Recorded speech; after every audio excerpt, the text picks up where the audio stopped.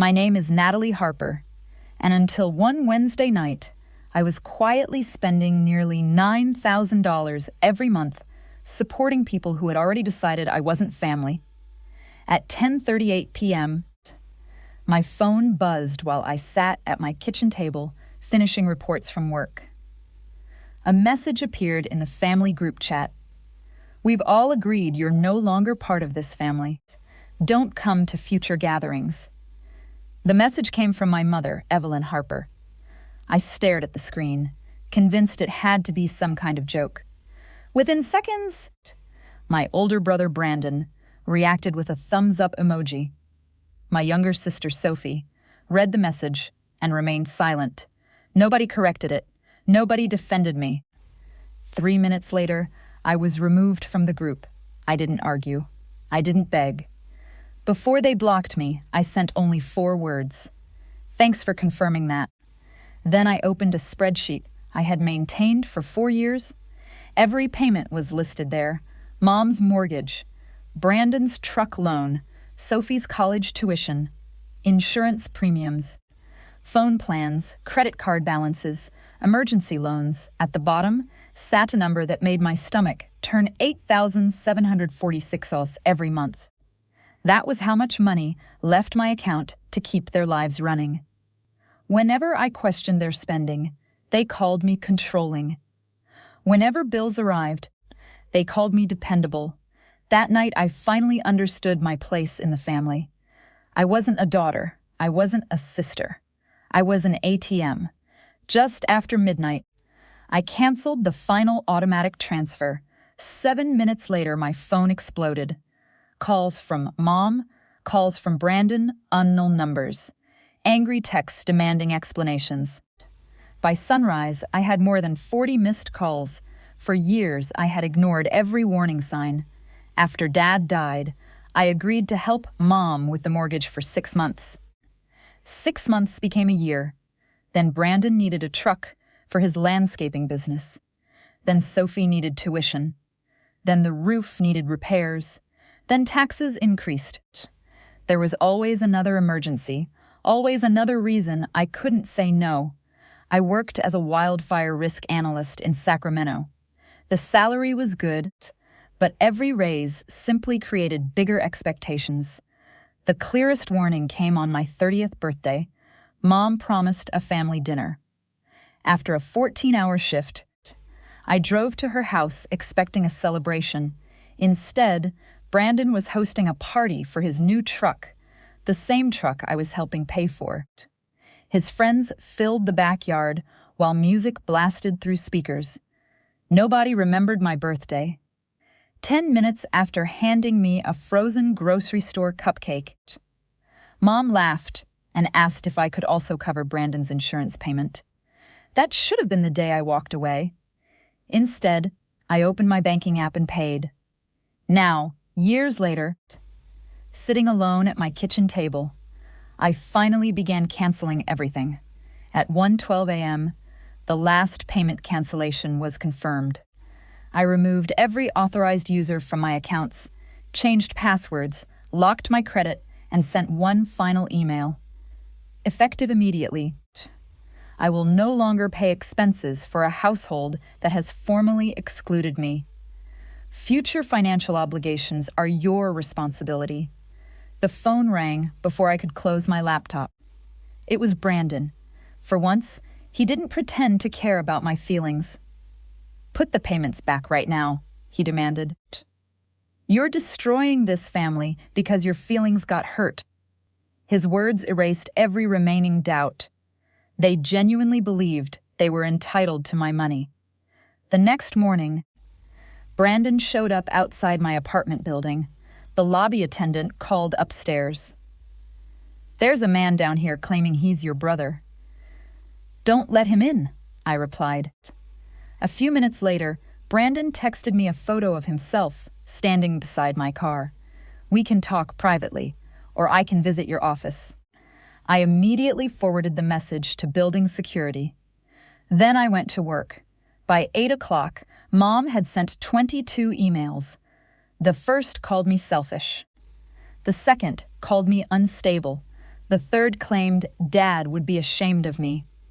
Each message became more dramatic than the last. One even insisted the house was already facing foreclosure. That was impossible. The mortgage wasn't due for another 9 days. At lunch, a coworker approached my desk with a worried expression. "Are you okay?" she asked. When I asked why, she showed me a social media post Brandon had published that morning. According to him, I was a wealthy daughter abandoning her grieving mother. He claimed I earned over $500,000 every year. Fold. He claimed I wanted ownership of the family home. Also false. Conveniently, he forgot to mention the truck, tuition payments, vacations, and bills I had funded for years. Relatives flooded the comments. Heartless, greedy, ungrateful. I quietly took screenshots and said nothing. Later that afternoon, Sophie called from a friend's phone. Her voice shook. "Brandon says we're going to lose everything. I stopped paying after Mom kicked me out of the family." She didn't mean it. She wrote that everyone agreed. Silence filled the line. Then Sophie finally admitted the truth. "I didn't agree," she whispered. "I just didn't say anything." That confession hurt more than the original message. She had watched it happen and stayed silent. A few moments later, she told me Mom was having chest pains. My heart immediately raced. "What hospital is she at?" Another pause. "We're still at home." I closed my eyes. "So nobody called a doctor? Brandon thinks it's stress." The situation suddenly became clear. They were using a possible medical emergency to pressure me. "If Mom has chest pain, she needs a hospital," I said firmly. "Not my bank account." I ended the call. That evening, things escalated again. An email arrived from a lawyer. Attached was a document titled Family Financial Agreement. As I opened it, my stomach tightened. At the bottom sat my signature, or something that looked very close to it. And suddenly, I realized someone in my family had crossed a line that could change everything. I stared at the document for several seconds. The title read Family Financial Agreement. According to the document, I had supposedly promised to support my mother's household until the mortgage was fully paid off. At the bottom sat my signature, or at least something that looked similar to it. The shape was close. The initials were close. But it wasn't mine. Then a memory surfaced. 2 Christmases earlier, Mom had handed me a blank sheet of paper and asked me to sign it for what she called a holiday craft project. At the time, Brandon laughed and joked that I looked suspicious. Now I understood why. Someone had used that signature. Someone had forged a legal document. The next morning, I hired an attorney named Priya Shah, a specialist in document fraud. After reviewing the file for less than 5 minutes, she shook her head. "This won't survive serious examination," she said. Within hours, she demanded the original paperwork. 24 hours later, the lawyer who sent the threat suddenly withdrew it. No explanation, no apology, just silence. A few hours later, Mom sent a text. "Your father would be ashamed that you brought lawyers into this family." Priya advised me to send only one response. Future communication must go through legal counsel. I copied the message and hit send. For the first time in years, I stopped trying to rescue them. Yet instead of feeling victorious, I felt exhausted. Years of conditioning don't disappear overnight. Every vibration from my phone made me expect another emergency. Every unexpected email made my stomach tighten. Then one evening, I opened my banking app and noticed something shocking. My savings account was growing. For the first time in years, money was staying in my account instead of disappearing into someone else's problems. That realization pushed me toward a dream I had postponed for years. While working as a wildfire risk analyst, I had been developing software that predicted wildfire threats by analyzing vegetation, weather patterns, evacuation routes, and building density. I always wanted to turn it into a business, but every time I got close, my family needed money. Now they didn't have access to it anymore. I partnered with an old colleague named Isabella Moreno and a software engineer named Ryan Carter. Together, we launched Fireline Analytics.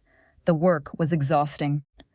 Long days turned into longer nights, but for once, every sacrifice was building something for my future.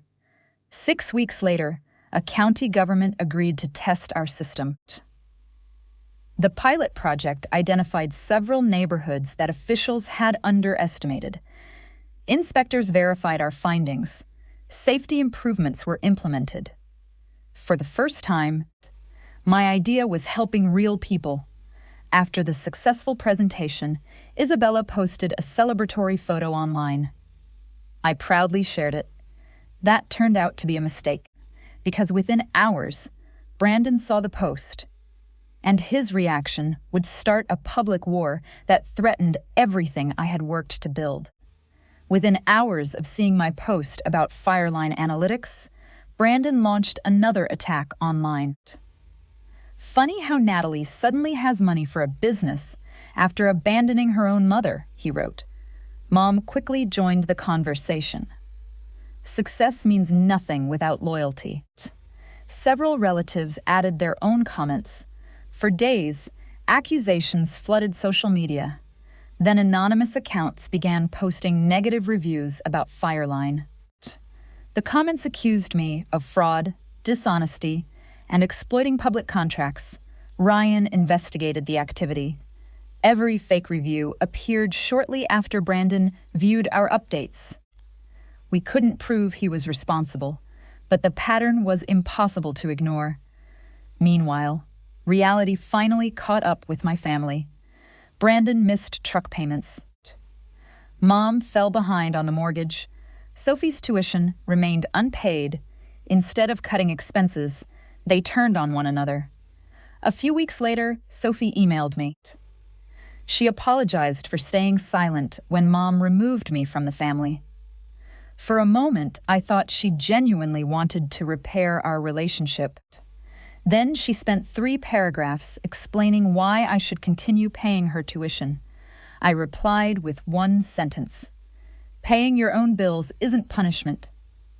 2 months later, Fireline received incredible news.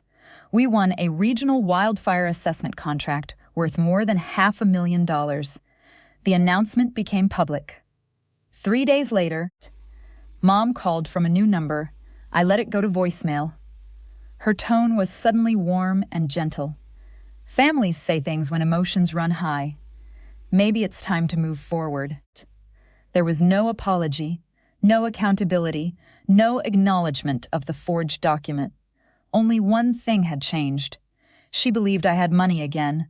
Soon afterward, a mortgage company contacted my attorney regarding suspicious information connected to Mom's loan. The investigation uncovered a shocking truth. 18 months earlier, Mom had refinanced the house and withdrawn $146,000 in equity without ever telling me. For years, she claimed my monthly payments were protecting Dad's legacy and saving the family home. That wasn't true. Records showed much of the money had funded Brandon's struggling business, vacations, renovations, and personal expenses. Then investigators uncovered another secret. Mom secretly owned part of a rental duplex through a family trust. The property generated approximately $600 per month. She had enough income to cover much of her mortgage herself. She simply preferred spending my money instead. The betrayal stopped being emotional. It became documented fact. When the truth surfaced, the family alliance collapsed. Everyone started blaming everyone else.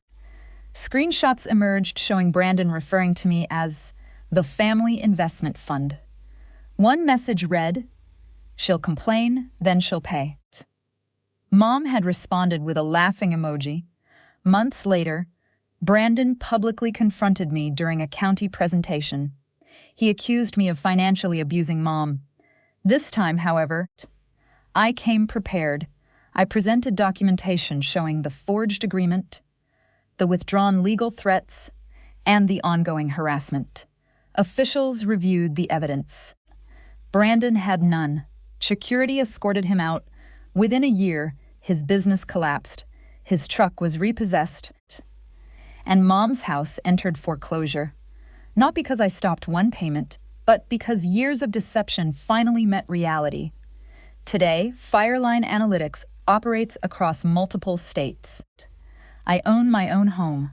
On moving day, I opened the spreadsheet that once tracked every dollar I spent rescuing my family. The file was titled Family Responsibilities. I renamed it. The cost of silence, then, I archived it forever. For years, I believed love meant saving people from consequences. I was wrong. Real family doesn't require access to your wallet. Real loyalty isn't measured in dollars. And true belonging should never come with a monthly payment. Sometimes, freedom begins the moment you stop funding the people who are hurting you.